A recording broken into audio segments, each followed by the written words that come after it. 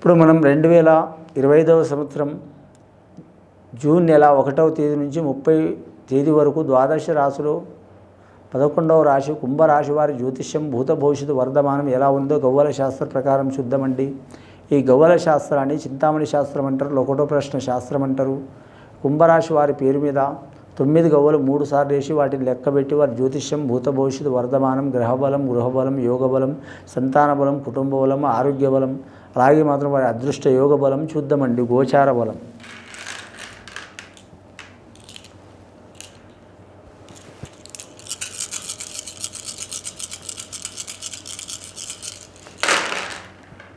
కుంభరాశి వారి జాతకంలో 3 గవ్వలు పడ్డాయండి. రాజయోగం గవ్వలు పడ్డాయి వారికి, గురు మహర్దశి గవ్వలు పడ్డాయి, శని మహర్దశి జాతకం వారిది, రాహు మహర్దశి జాతకం వారిది 3 గవ్వలు పడ్డాయి. గురు మహర్దశ ఈ గురుగ్రహానికి శనిగ్రహానికి అలాగే రాహు మహర్దశి గ్రహానికి పడవగానండి. అయినా సరే వీరు మాత్రం పోరాడే తత్వం ఉంటుంది. ఈ రాశి వారికి పోరాడే తత్వం అంటే అనుకున్నది సాధించేదాకా వదిలిపెట్టరు, కానీ మాత్రం మడమ తిప్పరు, భయపడరు.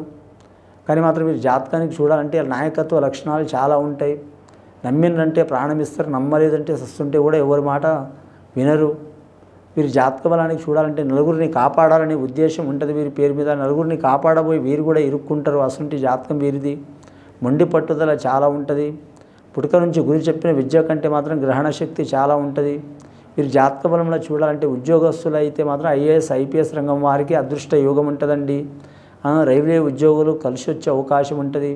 అలాగే మాత్రం వీరు జ్యోతిష బలంలో చూడాలంటే మాత్రం వైద్య రంగానికి సంబంధించిన వారికి వైద్య రంగానికి విద్యా రంగానికి సంబంధించిన వారికి కలిసి వచ్చే అవకాశాలు ఉన్నాయండి. రెవెన్యూ రంగం వారికి ఇబ్బందులు తప్పవు, జిహెచ్ఎంసీ రంగం వారికి ఇబ్బందులు తప్పవు.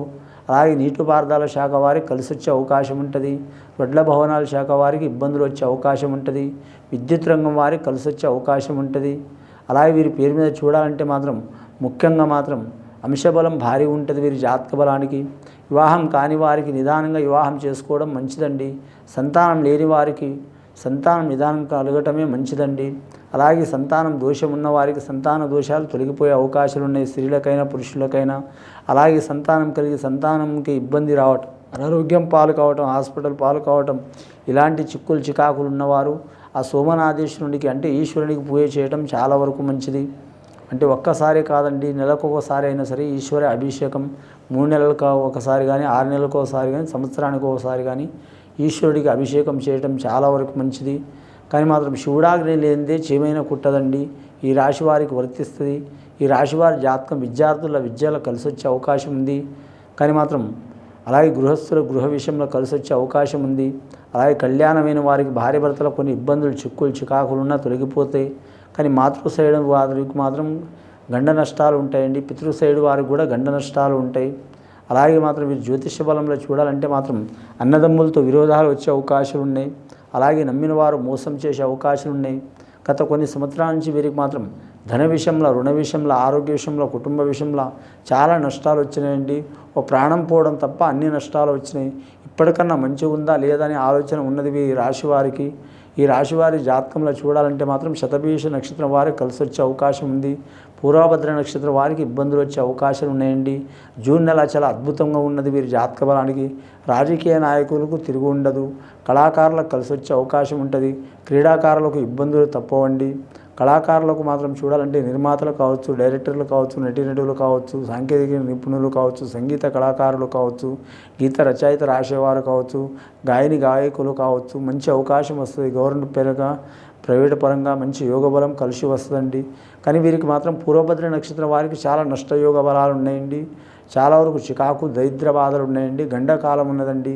ఈ గండకాలం చిక్కులు చికాకులు దారిద్ర బాధలు తొలగిపోవాలంటే మాత్రం వారి ఇష్టదైవాన్ని పూజ చేయటం, ఆరాధన చేయటం చాలా వరకు మంచిది. వారికి ఎవరైనా తెలిసి ఉంటే వారితో పూజలు చేయించడం మంచిది, లేకపోతే ఆ సద్బ్రాహ్మణులతో పూజ చేయించడం మంచిది. లేదా మాత్రం మీకు ఎవరు తెలియదు అనుకుంటే మాత్రం మాకు ఫోన్ చేస్తే మాత్రం మీకు చెప్తామండి. రెండవసారి గవ్వలేసి చూద్దామండి.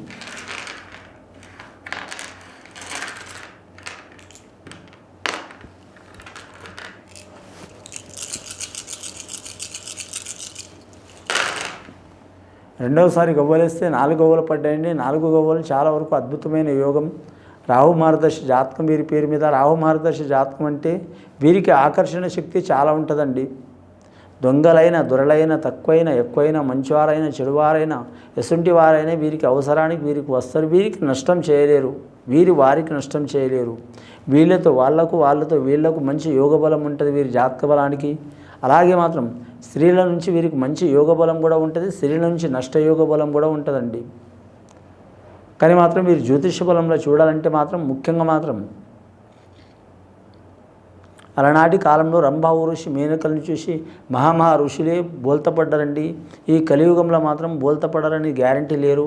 కానీ మాత్రం వారు లోక కళ్యాణం గురించి చేసిండ్రు. ఇప్పుడు మాత్రం లోక కళ్యాణం కాదండి, మన సరదా కోసమో లేకుంటే మనంతా ఎవరు లేరనుకోను మాత్రం ఈ విషయంలో మాత్రం చాలా దెబ్బతింటారండి. స్త్రీలు కూడా దెబ్బతింటారు, పురుషులు కూడా దెబ్బతింటారు. ఆకర్షణ శక్తికి పోయి ఈ విషయంలో చాలా జాగ్రత్తగా ఉండాలండి. ముఖ్యంగా మాత్రం వీరి జాతక బలానికి ఇప్పుడు స్వచ్ఛమైన ప్రేమ అనేది లభిస్తలేదు. ఒక కాలంలో లభించేది, కలియుగం ఉన్నది, కంప్యూటర్ యుగం ఉన్నది.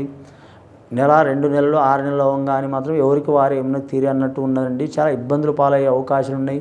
ఈ రాశి వారికి మాత్రం చాలా ఇబ్బందికరమైన పరిస్థితి ఉంటుంది. స్త్రీ విషయంలో పూర్వభద్ర నక్షత్రం వారు చాలా జాగ్రత్తగా ఉండాలి. అమ్మాయిలు కావచ్చు లేదా అబ్బాయిలు కావచ్చు, స్త్రీలు కావచ్చు, పురుషులు కావచ్చు, జాగ్రత్త తీసుకోవాలి. ముఖ్యంగా ఈ రాశి వారు ఏదైనా కొత్త పని, వ్యాపారం, ఉద్యోగం మొదలు పెట్టాలనుకునే వారు కూడా కలిసి వచ్చే అవకాశాలు ఉన్నాయండి. మూడవసారి గవ్వలేసి చూద్దామండి.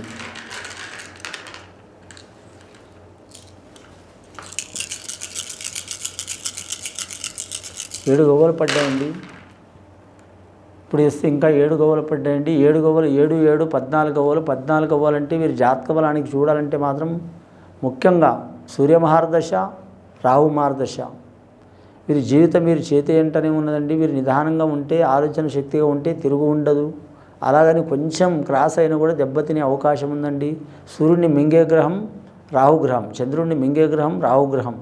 కాబట్టి ఇబ్బందులు ఎదుర్కొనే అవకాశం ఉంటుంది. కాబట్టి చాలా జాగ్రత్తగా ఉండాలండి. ముఖ్యంగా వీరి రాశి వారి జాతకంలో శుక్రమహారదశ కూడా నడుస్తుంది. శుక్రమహారదశలు చూడాలంటే మాత్రం లక్ష్మీకళ యోగ బలం ఉంటుంది. లక్ష్మీకళ యోగ బలం ఉంటుంది కానీ లక్ష్మి నిలవదండి.